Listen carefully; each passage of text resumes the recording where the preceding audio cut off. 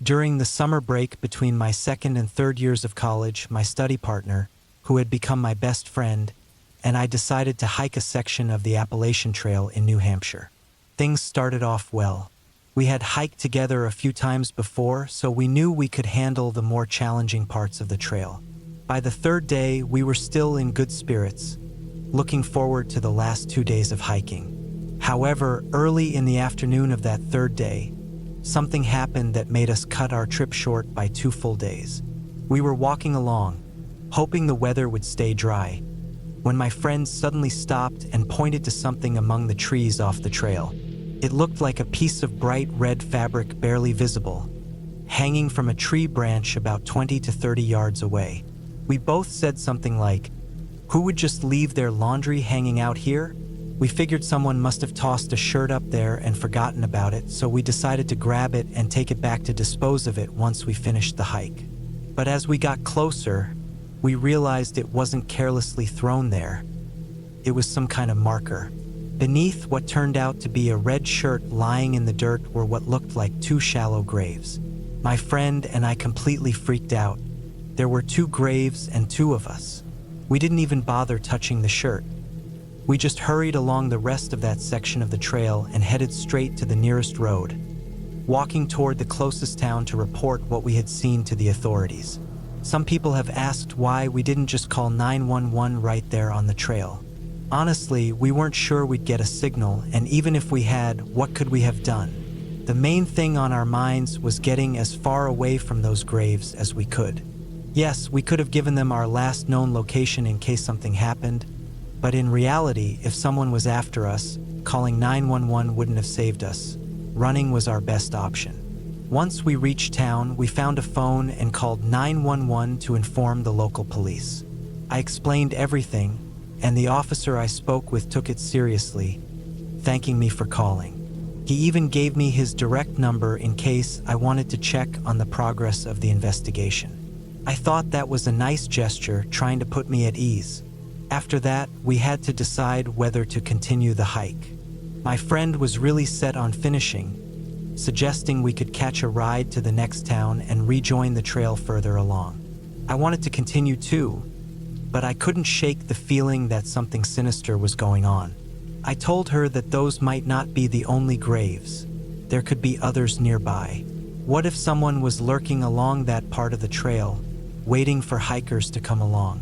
We agreed to stay at a motel that night and check with the sheriff again the next day. If he found a harmless explanation for the graves, we'd continue. If not, I couldn't go back out there. The next day, we called the sheriff, and it turned out he hadn't even checked the graves yet. He promised he'd do it later that day. I politely thanked him, but his lack of urgency pretty much sealed the decision for me. Our trip was over. My friend was upset, understandably. She had been looking forward to hiking this part of the Appalachian Trail for a long time. I had been too, but I wasn't quitting because of some creepy noises or because I wanted a proper shower. I was genuinely scared for my safety. It wasn't like someone had just hung some spooky ornaments in the trees as a joke. Those graves marked by a bright red shirt were too deliberate to be a prank. It wasn't worth risking our lives to find out more.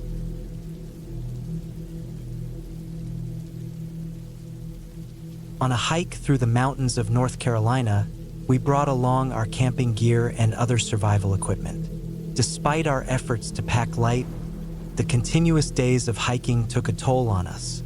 Sleeping outdoors made it difficult to get proper rest. Although we had some camping experience in safer, more controlled environments back home, this was something entirely different. On the afternoon of our 4th day, we encountered a lone hiker coming toward us on the trail.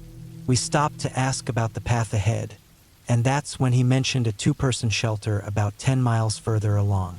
He said if we maintained a good pace, we could reach it by nightfall. The thought of getting some actual sleep instead of tossing and turning gave us a huge boost, so we thanked him and kept moving. A few hours later, we spotted the shelter. It wasn't quite what we had expected. It resembled more of a wooden cabin with 2 raised sleeping areas. It was far from the cozy little house we had imagined, but it was a welcome sight after a long day. We placed our gear on one of the platforms, unpacked our food, and settled in for dinner. Not long after, a man and woman hiked up to the shelter. We assumed they were a couple and offered them the other sleeping platform, which they accepted. We all agreed to try and get some rest without worrying about bugs or other critters creeping into our tents. However, the peaceful atmosphere didn't last long. The couple soon started bickering, and their arguing cast an awkward mood over the evening. It wasn't a loud fight, just quiet, tense whispers, but it was clear things weren't going well between them. My friend made a quiet comment about it, which made us chuckle, but the woman noticed and confronted us, asking what was so funny. We denied laughing at them, but her boyfriend had to calm her down before things escalated further. Their bickering continued late into the night, but eventually, we all managed to drift off to sleep. Sometime in the middle of the night, we woke up to hear them arguing again, this time much louder. We couldn't make out much, just bits and pieces like, "You never listen," and "It's too far, we won't make it." The tension was building, and just as we were about to ask them to quiet down, the woman shouted something like, "Maybe I'll just do it then." Next thing we knew, she threw her pack down and climbed off the platform, clearly planning to hike off into the night. Her boyfriend tried to stop her, but she was furious and seemed determined to leave. My friend called out to her, advising against hiking alone at night, but she responded with a curse and kept walking into the darkness, armed only with a flashlight. After she disappeared into the trees, my friend suggested her boyfriend go after her, but he stubbornly refused, saying if she wanted to leave, that was her choice. My friend then offered to go after her himself, which only angered the boyfriend more. As the two of them started arguing, we suddenly heard a scream that froze us in place. Then we heard it again, louder this time, and that's when we sprang into action. We grabbed our flashlights and ran down the trail, following the sound of the screams. Her boyfriend was ahead of us, running fast, and soon we found her lying off the trail with her leg twisted at an unnatural angle. She was in agony, crying out that someone had broken her leg. We quickly moved to help her, but she kept repeating, "He's still here, he's still here."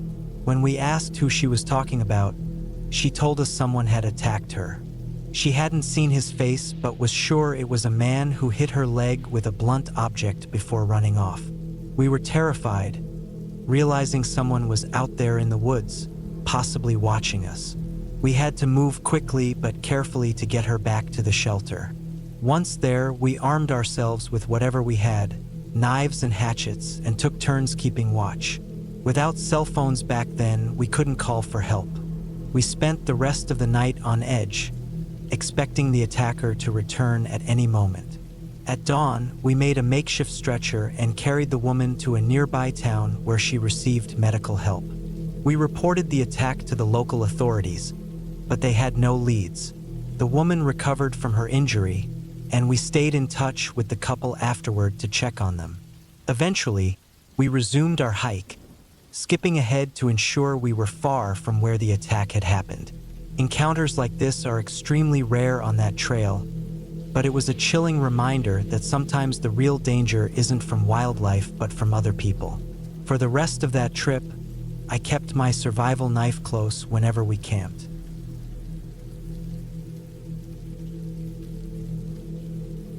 For several years, I explored the trails of a nearby national park. The smooth hour-long drive to the park was familiar, and I parked near the visitor center, letting the park ranger know my planned route. After a final check of my gear, I set off on a 2-mile hike to my usual campsite. Little did I know, someone's life had just taken a dark turn, and soon I would be part of the story. My love for the outdoors began shortly after the tragic events of 9/11. Though I wasn't directly affected, I lost someone very close to me. She and I had been college sweethearts but had drifted apart. The internet brought us back together, and we planned to meet during Christmas to rekindle our relationship. I was shattered when I heard the devastating news of her death. I even considered ending my own life, packing a bag, and heading into the mountains. However, something changed when I arrived at my favorite spot. The beauty of the place overwhelmed me, and despite my deep grief, the peace I found on that mountain stopped me from going through with my plan. Over time, whenever the weight of my sorrow became unbearable, I would escape into nature, where everything felt manageable again. It was back to the summer of 2006, and my outdoor retreats had become a regular part of my life by then. That first night passed without anything unusual. The following day, I decided to explore the nearby canyon, hoping to find a few artifacts for my growing collection. After a quick meal of oatmeal, I hit the trail. About halfway down the canyon, I noticed a flash of light but couldn't find the source. Another burst of light blinded me, but once I regained focus, I saw a pair of arms waving frantically about 50 feet down the cliffside. I rushed down the trail for a better view. Nearby, a rocky ledge caught my attention. I leapt onto it, but instantly, I felt it start to crumble under my feet. The fall seemed endless, and I braced myself for a hard landing. However, the pain wasn't as severe as I had expected. Lying on my back, I realized I had only fallen about 20 feet. I took a moment to catch my breath before remembering why I was there. I tried to stand, but my left foot was trapped between two large rocks. I pushed against the top rock and pulled my leg until I freed myself. Back on my feet, I looked around for the person I had seen earlier. I spotted a woman lying almost motionless to my right. Carefully, I made my way down the cliff until I reached her. At first glance, she appeared lifeless, but her lips began to move. I knelt beside her and spoke softly, asking her name. Slowly, her eyes opened, and a faint smile formed on her face.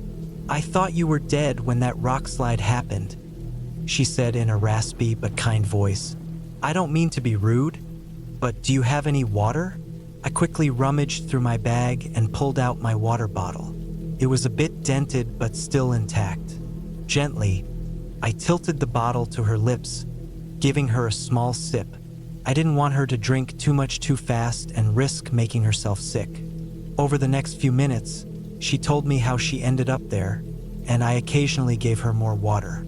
She was clearly in a lot of pain, and I knew I couldn't waste any more time talking if I wanted to get her help.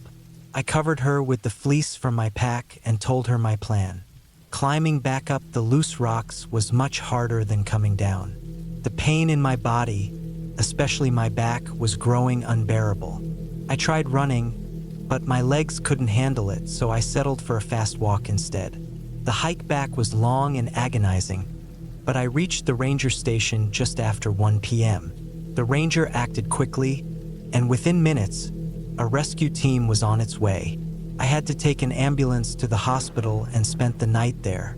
It was nearly 7 p.m. when I saw the emergency staff wheeling her in, but the waiting wasn't over. She was rushed into surgery, and it was several hours before I received any updates. When the news came, it was good. Despite suffering from a punctured lung, concussion, broken arm, and several other injuries, she would make a full recovery. My journey to healing is a story for another day, but that woman, her name was Lisa, was reunited with her family. She later went on to start a family of her own.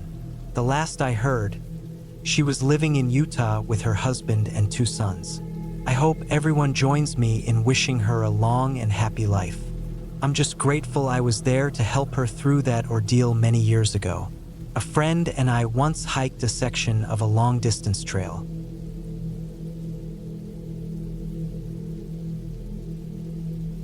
A few years ago, some friends and I were hiking on a trail near a small town in Pennsylvania when we stumbled upon something truly unsettling. We had stopped to rest at a group of rocks that served as makeshift chairs. As one of my friends stood up to stretch his legs, he walked around his rock and noticed something sticking out from the bottom. He bent down and pulled out what appeared to be an old metal candy tin with a hinged lid. We started joking about how he had found someone's hidden stash, but when he opened it, All he found were two dirty pieces of paper. He set the tin down and unfolded the first piece. It had a rough sketch of some rocks and trees, which we assumed were the ones we were sitting near. But when he flipped it over, his face went pale. We asked what was wrong, and he read aloud the message. This was the last thing Emily ever saw. We all were shocked, thinking, no way. He showed us, and sure enough, that's what it said. I then asked him to unfold the second piece of paper, but he refused. Another friend got up, grabbed the paper, and opened it. After quickly glancing at it, his expression shifted too. He read aloud, "People I owe an apology to," followed by a list of names. At first, I thought it might be a note left by someone who had taken their own life, someone who liked to draw and referred to themselves in the third person. But seeing the apology list made me wonder if it was written by someone else, perhaps after something tragic had occurred. This sparked a lot of debate among us. Maybe Emily had stolen money, felt guilty, and walked into the woods to end her life. But if that were the case, wouldn't there have been an apology to her family or something? One of us suggested comparing the handwriting on both notes. The apology note was written with a different pen, but the handwriting was shaky, as if it had been written at a different time, perhaps when the writer was very emotional. We stopped arguing after a while and decided to search the area for any signs of a body or anything unusual. We couldn't just leave the notes there without at least trying to make sure no one had been left behind. We looked around for a while but didn't find any bodies or anything suspicious. Honestly, I didn't even know what we were supposed to be looking for. I kept telling one of my friends to watch out for any disturbed ground, thinking maybe there was a shallow grave nearby, but we were in the woods, everything was disturbed. Eventually, we decided to take the tin and the notes to the local authorities in the next town. When we got there, we explained everything, saying it might just be a weird prank, but that we couldn't ignore what we'd found. To this day, it's still the creepiest thing I've ever come across while hiking. The story takes place during the summer of 2006, and I had been hiking.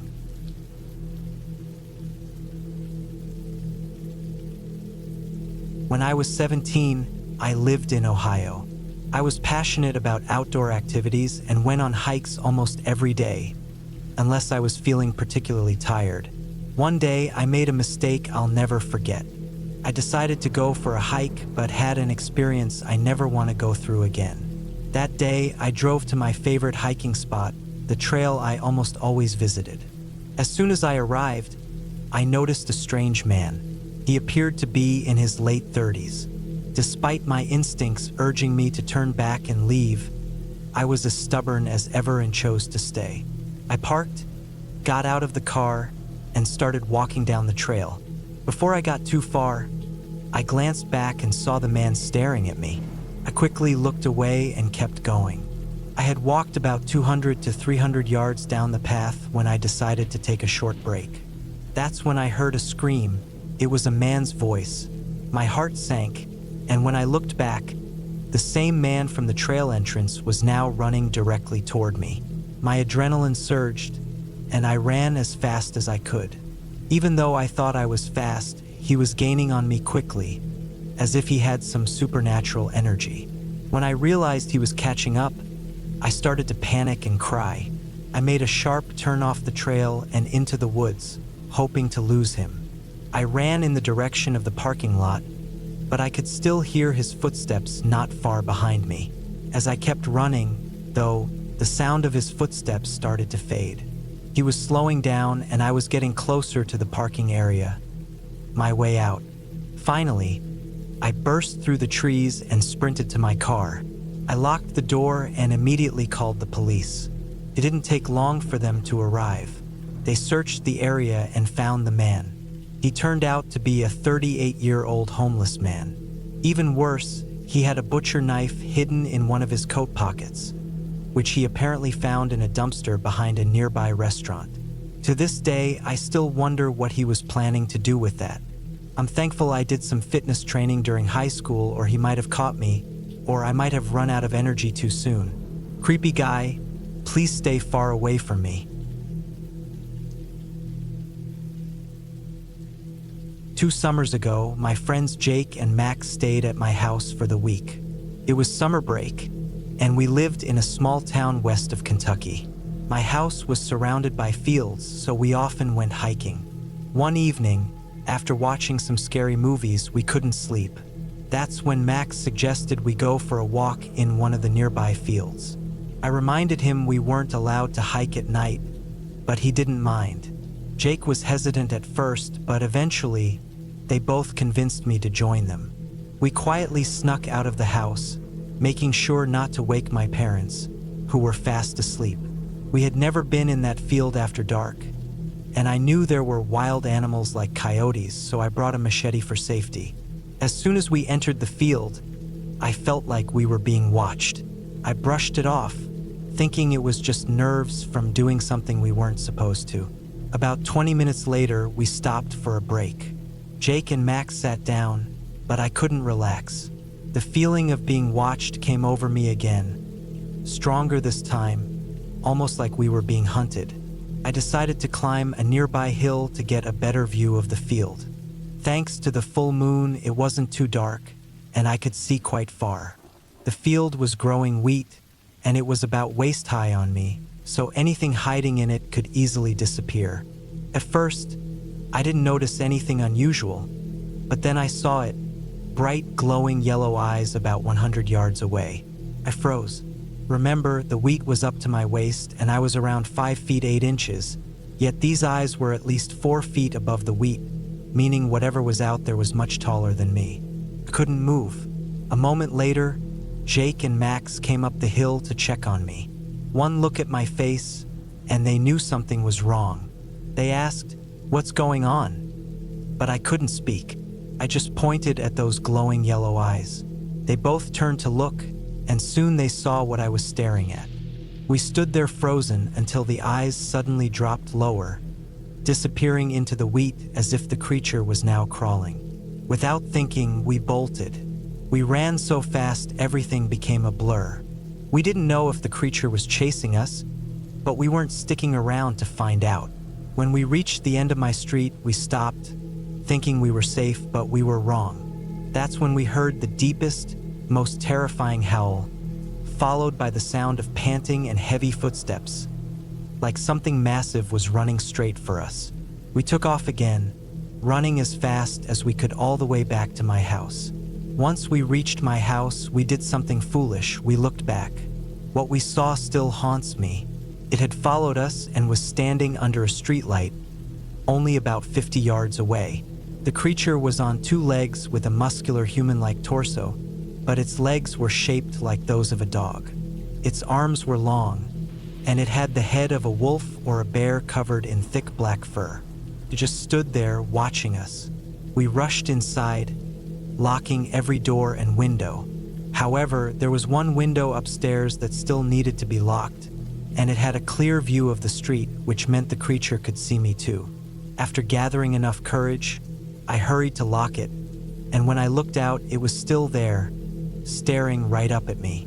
I quickly locked the window and ran back downstairs to tell Jake and Max. We checked again a moment later, but by then, the creature was gone. None of us slept that night. The next morning, we told my parents what had happened, but all they cared about was the fact that we had snuck out. Jake and Max went home and I was grounded.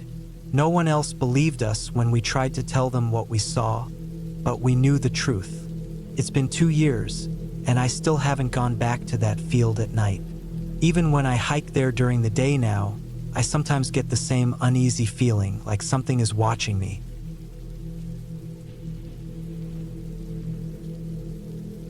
Camping with my girlfriend, her friend, my cousin, and 4 other buddies, we had planned a hiking trip together.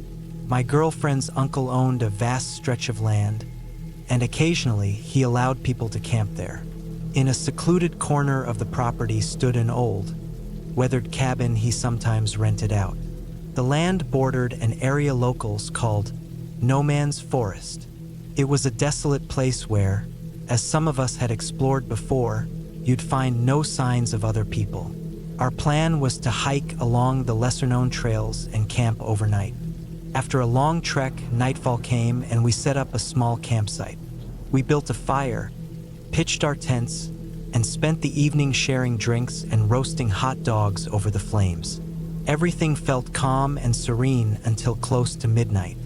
We were exchanging stories around the fire when suddenly, my cousin stood up, looking toward the dark trees, and motioned for us to be silent. "Wait, hold on," he whispered urgently. After a moment of silence, I asked him what was wrong, but he gestured for quiet again. "I heard something, voices," he muttered. We all froze, straining to listen. A few tense moments passed before my cousin whispered again, "It's coming from out there," pointing beyond the tree line. He swore he had heard faint voices, distant and low, like people talking far away. Soon enough, we began hearing faint shouting ourselves. It was faint, almost like it was carried on the wind. Thinking someone might be lost, a couple of us yelled back, calling out into the night. "Hello? Does anyone need help?" My girlfriend shouted. One of our friends cupped his hands and added, "Hey, is someone there?"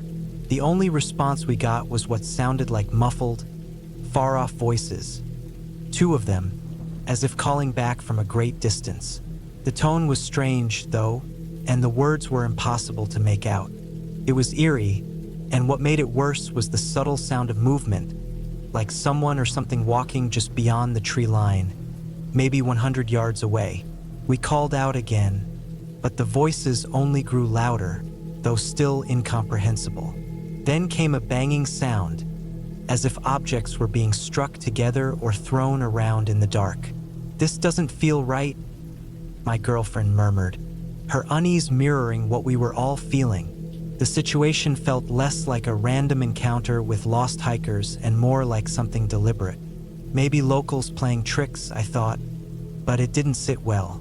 After some discussion, one of my friends retrieved a small revolver from his bag, a gift from his father. "If someone's messing with us, we need to be ready," he said. None of us disagreed. "Do you need help?" My cousin called out louder, his voice cutting through the night. This time, the voices responded again, but they were louder and even stranger, no longer resembling any words we could recognize. It sounded like gibberish, accompanied by the unsettling banging noises. The minutes dragged on with nothing else happening. Finally, the noises stopped altogether, and the woods fell silent again, save for the fire's crackle and the occasional chirp of crickets. We began to relax slightly, but that calm didn't last. Out of nowhere, we heard footsteps, closer this time, crunching leaves and snapping twigs just outside the firelight. It was clear someone or something was circling us, moving quickly but staying out of sight. We sat frozen, expecting someone to step into the light at any moment, but no one did. The sounds stopped abruptly, as if whoever or whatever was out there had come to a halt. It was unsettling, the way the noises ended so suddenly instead of fading into the distance. We were certain someone was out there, standing silently in the dark, watching us. Fearing the worst, we organized a watch schedule for the night. 2 people stayed awake while the rest tried to sleep in shifts, though rest was hard to come by. The remainder of the night passed uneventfully, and by morning, we were all eager to leave. As we packed up our gear and headed out, the thrill of camping had been replaced with unease. What stuck with me most wasn't just the eerie voices or the strange movements. It was how the distant sounds had seemed so close and how abruptly everything had stopped, leaving behind an unshakable sense that something more unusual was at play.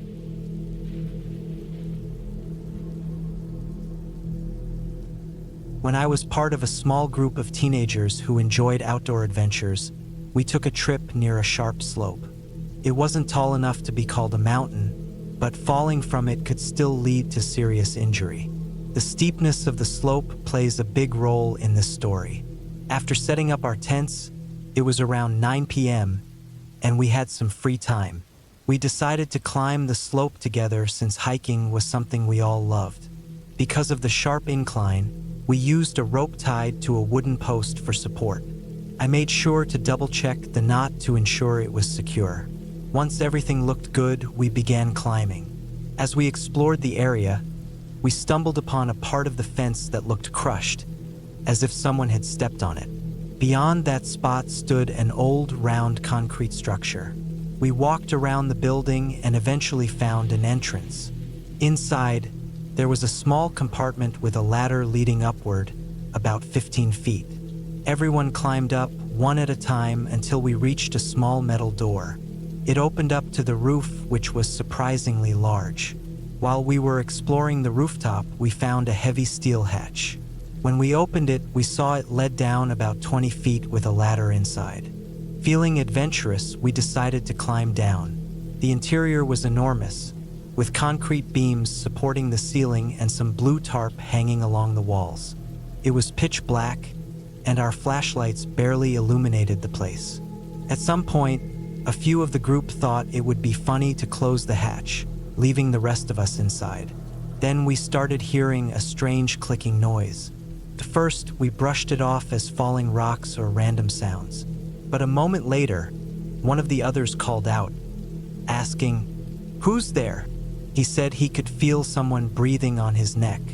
Derek, who was nearby, suddenly yelled that he saw someone move. We huddled together, and that's when we heard it. A chilling laugh echoing through the building. It wasn't the laugh of someone amused, but the unsettling sound of someone deranged. Panicked, one of us switched on a stronger flashlight. That's when we saw him.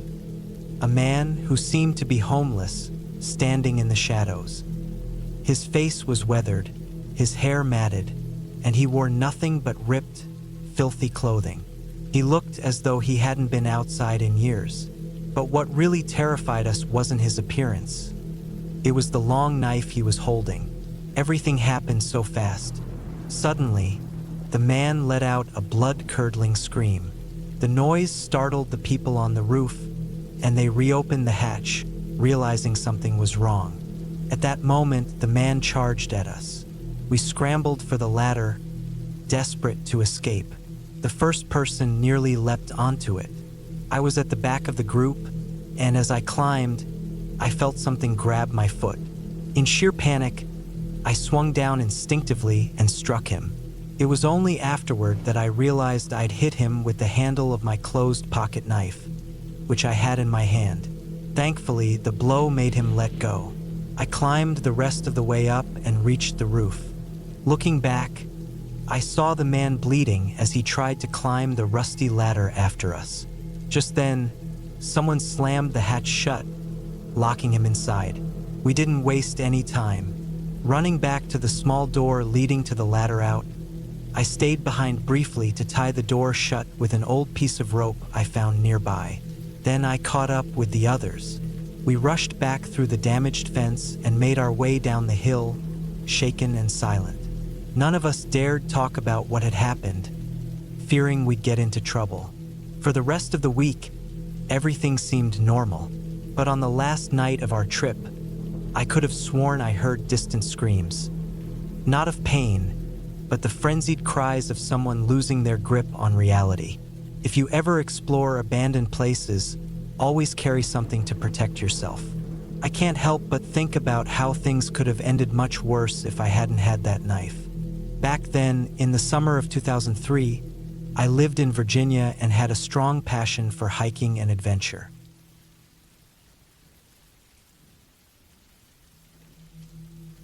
Several years ago, I was really into hiking and exploring the woods with my friends. One weekend, my friend Caleb and I went on a hike together, something we often did to unwind or play airsoft in the less dense parts of the forest. After a long afternoon of fishing, we were unpacking our gear as the sun began to sink below the horizon. That's when Caleb noticed something strange about our tackle box. "Hey, Alex," he called out. "Come check this out." A bit annoyed because I was struggling to set up my tent, I walked over to see what he was talking about. "What's the deal?" I asked. Then I saw it. A series of deep, jagged scratches gouged across the lid of our tackle box, which was now bent out of shape. What could have done this? I wondered aloud as I inspected the marks. I couldn't think of any animal that would mess with our stuff like that. No idea, Caleb replied. But it looked like this when we got back. A sense of unease settled over me. Great, there might be a bear nearby. Keep your knife handy tonight, I said, gripping the pocket knife in my pocket. Later, we started a fire and began chatting, eventually pushing the earlier weirdness to the back of our minds. That was until we heard something. Footsteps crunching in the underbrush nearby. Caleb and I immediately turned toward the sound, confused. The footsteps were far too heavy for a small animal like a squirrel or raccoon. Instinctively, we drew our knives, bracing for whatever might appear. What stepped out of the bushes is something I'll never forget. A tall, thin, pale figure emerged, its frail appearance almost pitiful, except for the massive, sharp claws that extended from its hands, unlike anything I'd seen on any animal. Its face was terrifyingly hollow, with empty pits where its eyes should have been, yet I felt it was watching us.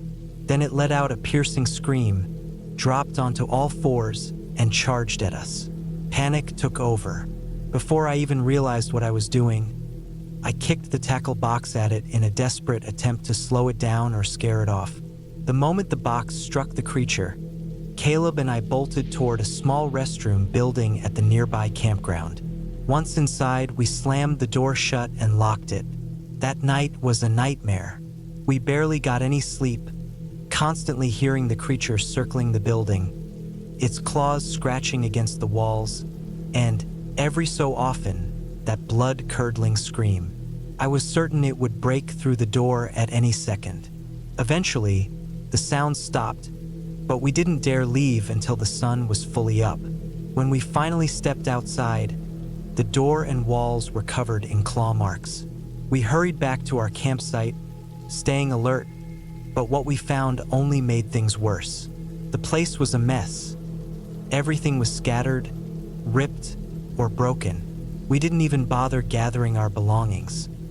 We just turned around and left as quickly as possible. When we got back to Caleb's house, we both agreed never to return. We didn't tell anyone what happened, either. It was just too unbelievable. I'm sharing this story now not for attention but as a warning. This happened when I was 17. Be careful out there.